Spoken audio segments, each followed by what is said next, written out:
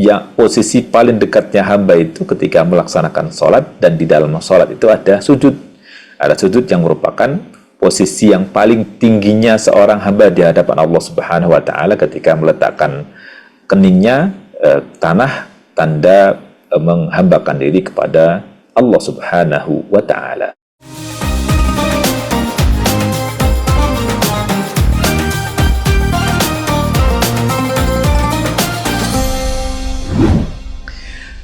Wal-iqtirab, dari kata iqtarib ini kan kata perintah. Iqtirab ini kata nominanya, kata nominanya. Jadi iqtarib, dekatkanlah dirimu, perintah. Iqtirab kata nominanya. Iqtirab itu ifti'al minal qurbi. Ini berasal dari kata al-qurb yang ditambah dengan ta. Ifti'al ini abbara bi sighatil ifti'ali lima fiha min makna takalluf wa taqallub. Ada makna apa diungkapkan dengan waqtarib? Ini adalah Allah Subhanahu wa Ta'ala mengungkapkan dengan pola iqtarib. Iqtarib. Kenapa? Karena di dalam kata iqtarib yang polanya ifta'il, dari kata ifti'al itu ada makna takalluf. Artinya ada upaya, ditambah lagi dengan tatallub, ada upaya, ada kesungguhan untuk meminta. Jadi ketika diungkapkan dengan waqtarib, bukan sekedar mendekatkan diri dengan mudah, tetapi ada upaya, ada semangat, ada tantangan, ada hal-hal yang perlu dilakukan untuk mendekatkan diri kepada Allah Subhanahu wa Ta'ala. Dijelaskan di sini makna takalluf dan taqallub, ai ijtahada fil qurbi, ijtahid fil qurbi, atau ijtahada fil qurbi ila Allah bis shalah, mendekatkan diri, berupaya dengan sungguh-sungguh, dengan semangat, dan dengan totalitas juga dalam rangka mendekatkan diri kepada Allah Subhanahu wa Ta'ala dengan salat. Ini makna iqtarib. Makna iqtarib berarti mendekatkan diri kepada Allah Subhanahu wa Ta'ala dengan berbagai upaya dan kesungguhan, dengan upaya dan juga kesusahan, dan yaitu dengan salat, mendekatkan diri kepada Allah Subhanahu wa Ta'ala. Baik. Kemudian di tafsir Al-Wasit, Syekh Tontowi mengatakan al-maqsudu bihadhil ayatil karimah, yang dimaksud dengan ayat yang mulia ini adalah haddun nabiyyi sallallahu alaihi wasallam 'ala al-mudawamati 'ala as-salati fil Ka'bah. Ini ada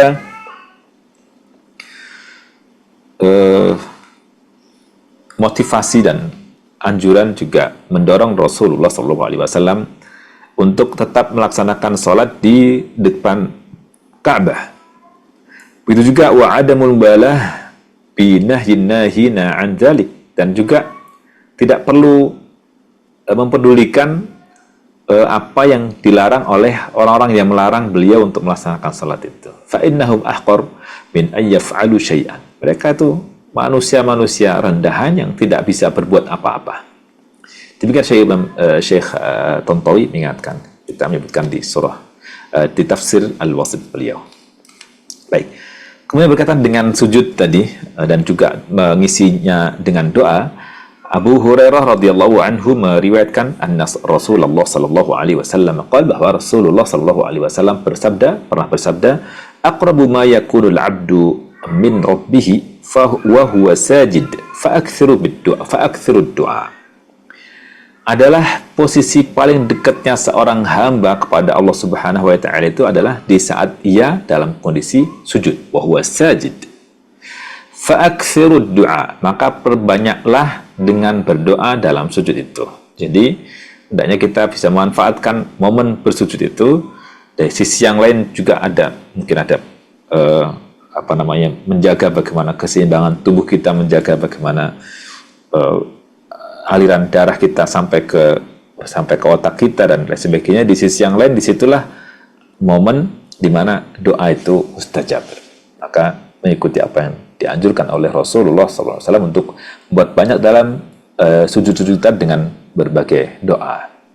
Kalau bisa doa yang redaksinya dicontohkan oleh Rasulullah SAW, doa-doa ma'thur, dan tidak harus di rakaat yang terakhir. Meskipun mungkin kenapa kadang pada imam meletakkan di rakaat yang terakhir atau sujud yang terakhir, khawatir nanti terlewat ini sujud yang keberapa sehingga nggak ketahuan lagi. Mungkin kadang ada yang ketinggalan sujudnya, ada kelewatan atau berlebih sujudnya karena mungkin sujudnya terlalu lama dan sebagainya. Maka sebagian imam mungkin berinisiatif untuk memanfaatkan sujud yang terakhir untuk berdoa, meskipun tidak ada tuntunan, tidak ada anjuran, juga tidak ada contoh dari Rasulullah SAW untuk membaca doa-doa itu dalam sujud yang terakhir. Demikian Imam Muslim meriwayatkan dalam Sahih Muslim di nomor hadis 215. Imam Al-Qurtubi juga mengutip riwayat yang senada dengan itu, rawa Atha an Abi Hurairah radhiyallahu anhu, bahwa Atha meriwayatkan dari Abu Hurairah radhiyallahu anhuma, qala, ia berkata, qala Rasulullah sallallahu alaihi wasallam, Rasulullah sallallahu alaihi wasallam bersabda, aqrabu ma yakunul 'abdu min rabbih wa ahabbuhu ilaihi, bahwa posisi yang paling dekatnya hamba dengan Tuhannya dan merupakan posisi yang paling dicintai oleh Allah Subhanahu wa taala, jabhatuhu fil ardi sajidan lillah, saat keningnya, jidatnya diletakkan di bumi bersujud karena Allah, mengharap ridha Allah Subhanahu wa taala, bersujud karena Allah Subhanahu wa taala. Qala ulama'una wa innama kana dzalika li'annaha nihayatul 'ubudiyyati wad-dhillah. Kenapa kok dikatakan di sini merupakan posisi yang paling dicintai oleh Allah Subhanahu wa taala, paling dekat dengan Allah Subhanahu wa taala? Para ulama kita, kata Imam Al-Qurtubi mengatakan, ulama kita mengatakan wa innama kana dzalika li'annaha nihayatul 'ubudiyyah, karena itu merupakan bentuk penghambaan yang paling puncaknya, paling akhirnya, wadzillah, dan juga posisi seorang hamba ketika merendahkan diri di hadapan Allah Subhanahu wa taala. Walillahi ghayatul izzah, dan Allah Subhanahu wa taala berada pada setinggi-tingginya kemuliaan. Maka hendaknya kita memperbanyak dengan sujud menghambakan diri kepada Allah Subhanahu wa taala. Amin ya rabbal alamin. Baik. Beberapa pelajaran dari beberapa ayat terakhir ini. Yang pertama berkaitan dengan beberapa ayat terakhir tadi ya, tidak perlu berkecil hati dengan tingkah laku orang-orang zalim, karena mereka berbuat zalim, pasti Allah Subhanahu wa taala akan memberikan balasan, kalau tidak di dunia maka di akhirat. Dan sekiranya seorang yang terzalimi itu meninggal dunia, maka perjalanan kehidupan belumlah berakhir, masih ada pengadilan akhirat, masih ada perjalanan hidup di kubur, alam kubur, masih panjang perjalanan untuk sampai ke pengadilan akhirat yang akan Allah adili dengan seadil-adilnya. Maka tidak ada yang terzalimi sama sekali di akhirat nanti, meskipun di dunia mungkin pengadilan memutuskan orang seolah terzalimi, tapi sesungguhnya masih ada pengadilan akhirat yang tidak ada yang bisa mengelak dari keadilan Allah Subhanahu wa taala. Yang kedua, Allah yang menyelesaikan urusan dengan mereka. Jadi udah biarin aja Allah Subhanahu wa taala yang menyelesaikan mereka. Allah makfina bihim bima syi'it. Demikian seperti dikatakan oleh seorang pemuda yang dididik untuk jadi dukun, jadi tukang sihir di kerajaan pada masa Bani Israel, yang kemudian dilemparkan dari atas gunung tapi ternyata nggak berhasil, ditenggelamkan ke tengah lautan ternyata nggak berhasil, dan itu mengatakan Allahumma kfini bihim bima syi'ta. Allahumma kfini bima syi'ta. Ya Allah, cukuplah Engkau yang menyelesaikan mereka semuanya. Baik, kemudian jaga salat, banyak sujud, berdoa saat sujud, dan amalan-amalan ketaatan untuk menjaga taqarrub dalam rangka mendekatkan diri kepada Allah Subhanahu wa taala. Yang berikutnya, yang keempat, ayat ini menjadi mukjizat karena isyarat su'ul khotimah akhir hidup Abu Jahal itu terbukti. Jadi diisyaratkan di ayat-ayat tadi bahwa Abu Jahal itu berakhir dengan su'ul khotimah akhir hidup yang tidak baik, dan Allah Subhanahu wa taala buktikan bahwa Al-Qur'an itu benar berdasarkan vonis yang disampaikan sebelum Abu Jahal meninggal dunia. Semoga Allah Subhanahu wa taala karuniakan husnul khotimah kepada kita, begitu juga saudara-saudara kita, keluarga kita, dan kaum muslimin muslimat semuanya. Semoga Allah berikan husnul khotimah. Terkhusus untuk saudari kita Mbak Iriani yang baru beberapa jam yang lalu atau kemarin tepatnya beliau wafat setelah mengalami sakit yang cukup lama, dan semoga proses pemakamannya bisa segera dilaksanakan, dan Allah Subhanahu wa taala mudahkan. Semoga keluarga yang ditinggalkan Allah berikan ketabahan dan pahala yang berlimpah atas kesabaran mereka. Amin ya rabbal alamin. Yang kelima, hendaknya iman kita meningkat dengan mukjizat Al-Quran dan penjagaan Allah bagi Rasulullah Sallallahu Alaihi Wasallam. Jika jika kita baca perjalanan sirah Nabi Sallallahu Alaihi Wasallam, perjalanan kehidupan Rasulullah Sallallahu Alaihi Wasallam itu banyak yang unik kan, bagaimana percobaan pembunuhan terhadap Rasulullah Sallallahu Alaihi Wasallam, tapi semuanya tidak berhasil karena Allah Subhanahu Wa Taala yang menjaga. Allah Subhanahu Wa Taala, wallahu ya'simuka minan nas. Allah Subhanahu Wa Taala lah yang menjaga Nabi Sallallahu Alaihi Wasallam dan dari berbagai ancaman, dari berbagai hal yang menyakiti dari manusia manapun. Baik, beberapa poin penting yang kita bisa ambil dari surah Al-Alaq dari awal sampai ke akhirnya, dan untuk akhwat semuanya sudah bisa dapat poin-poin penting dari sebelum-sebelumnya yang mungkin ada sebagian yang saya ulang di bagian akhir ini, tapi banyak yang tidak diulang kembali. Yang pertama, Iqra bismi rabbikal ladzi khalaq.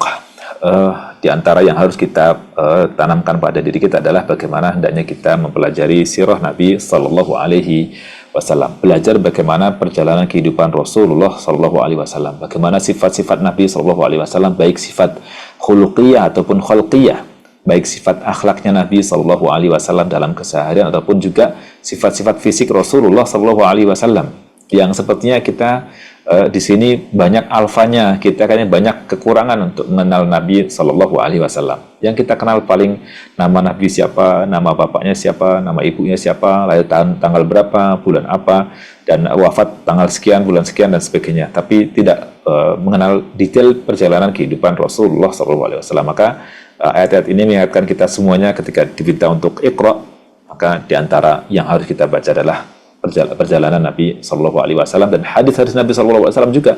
Wa ma atakumur rasulu fakhudhuhu wa ma nahakum anhu fantahu. Apa yang telah dibawa oleh Rasulullah Sallallahu Alaihi Wasallam maka ikuti ya, laksanakan dia, dan apa yang dilarangnya maka jauhi dia. Maka hendaknya setelah itu kita meneladani perjalanan Rasulullah Sallallahu Alaihi Wasallam. Di sisi yang lain juga hendaknya kita bisa mempelajari ulumul Quran, khususnya tentang proses turunnya wahyu Al-Quran sejak awal hingga akhir, misalnya bagaimana prosesnya turunnya wahyu, bagaimana bertahapnya dan sebagainya, berkaitan dengan nuzulul Quran. Yang setiap tanggal 17 Ramadan diperingati itu sebenarnya bukan sekadar memperingati yang hendaknya kita bisa ambil, tapi bagaimana, tapi momen itu momen yang mungkin dimanfaatkan oleh para ulama kita untuk memperingati itu. Setidaknya umat Islam ingat bahwa banyak hal yang dipelajari dari Al-Quran. Ya, jadi meskipun sebagian mengatakan, oh ini bid'ah dan sebagainya, ya terserah mau dikatakan bid'ah, tapi itu sebagai pengingat untuk kita semuanya, dan insya Allah memberikan pengingat daripada tidak. Wallahu a'lam. Kemudian khalaqal insana min 'alaq. Hendaknya engkau menyadari kelemahanmu, sebagaimana di sini disebutkan bahwa manusia diciptakan dari alaq, yang tidak punya kemampuan apa-apa, dari makhluk, ya dari posisi yang lemah, kemudian Allah berikan kekuatan, maka tidak patutlah manusia itu menyombongkan diri, dan tidak layak juga membanggakan apa yang ada pada diri kita. Jangan bangga dengan apa yang ada pada diri kita, yang kita tidak bisa jamin akan ada selalu pada diri kita, dan juga jangan sampai kita mencela apa yang ada pada orang lain, yang boleh jadi kita akan menyandangnya. Jadi nggak ada yang perlu kita banggakan, kita sama-sama manusia yang akan menghadap Allah Subhanahu Wa Taala cepat atau lambat. Semuanya adalah milik Allah Subhanahu Wa Taala, baik apa yang kita miliki atau bahkan diri kita adalah milik Allah Subhanahu Wa Taala. Tidak ada yang bisa membuktikan bahwa dia mampu untuk mempertahankan dirinya, bertahan hidup di dunia mau beberapa lama, nggak ada. Semuanya pasti kembali kepada Allah Subhanahu Wa Taala dan akan bertanggungjawabkan di hadapan Allah Subhanahu Wa Taala. Iqra wa rabbukal akram. Sebagai bentuk kemurahannya, dia menciptakan kita, mengajari kita, lalu apa yang kita telah laksanakan dalam rangka berterima kasih, dalam tanda kutip bersyukur kepada Allah Subhanahu Wa Taala. Kadang kita lengah untuk bisa menaati Allah Subhanahu Wa Taala, kita bermaksiat, kita santai-santai, kita tidak bersemangat dalam beribadah, maka ini hendaknya bisa kita camkan dengan baik-baik. Sebagai tanda syukurnya kita adalah mendekatkan diri kepada Allah Subhanahu Wa Taala. Inna ila rabbika ruj'a, tidak perlu khawatir, semuanya akan kembali kepada Allah saja, semua akan mendapat keadilan di pengadilan Allah Subhanahu wa taala. Pasti akan kembali kepada Allah Subhanahu wa taala saja. Kemudian ara'aital ladzi yanha 'abdan idza shalla, hal yang harus kita aplikasikan dalam keseharian kita. Jika ada orang yang sedang melaksanakan sholat, jangan mengganggunya dengan kata-kata. Misalnya kita berbicara keras, berbicara bahkan atau mungkin berbicara yang menyangkut orang yang sedang sholat tersebut, sehingga akan mengganggunya dari konsentrasi melaksanakan sholat. Itu harap dijaga supaya tidak mengganggunya. Mengganggunya berarti kita ikuti Abu Jahal tuh, subhanallah. Atau juga meskipun kita melaksanakan ibadah, membaca Al-Quran misalnya, harus dijaga benar orang baca Al-Quran, jangan sampai mengganggu orang yang sedang sholat. Meskipun baca Al-Quran sebagai ibadah yang terbaik, yaitu membaca Al-Quran, tapi tidak boleh mengganggu orang yang sedang sholat ketika dia membaca Al-Quran, apalagi kalau ternyata bukan baca Quran. Jika membaca Al-Quran saja tidak diperkenankan mengganggu orang, sekiranya mengganggu orang yang sedang sholat, apalagi hal-hal yang lain yang bukan ibadah, tentu lebih tercela lagi. Semoga Allah selamatkan kita, Allah jaga kita semua, insyaallah. Alam ya'lam bi anna Allah yarah. Di sini hendaknya kita ingat bahwa Allah Subhanahu wa taala yarana, Allah senantiasa melihat kita semuanya. Maka ketahuilah Allah dekat denganmu dan selalu mengawasimu, Dia Maha mengetahui.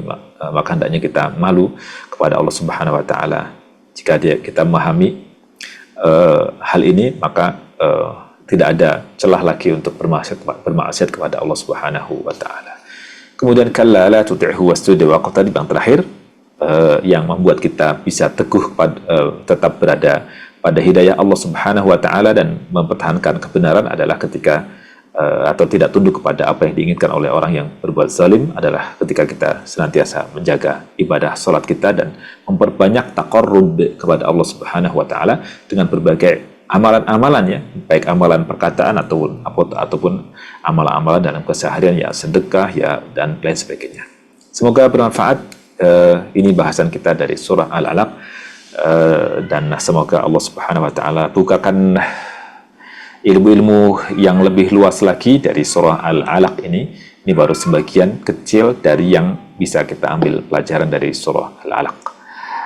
Mohon maaf atas segala kekurangannya. Insyaallah kita bisa sambung lagi dengan pembahasan yang lain. Saya kembalikan ke Bu Helma. Aqulu qauli hadza wa astaghfirullah wa lakum. Wassalamualaikum warahmatullahi wabarakatuh.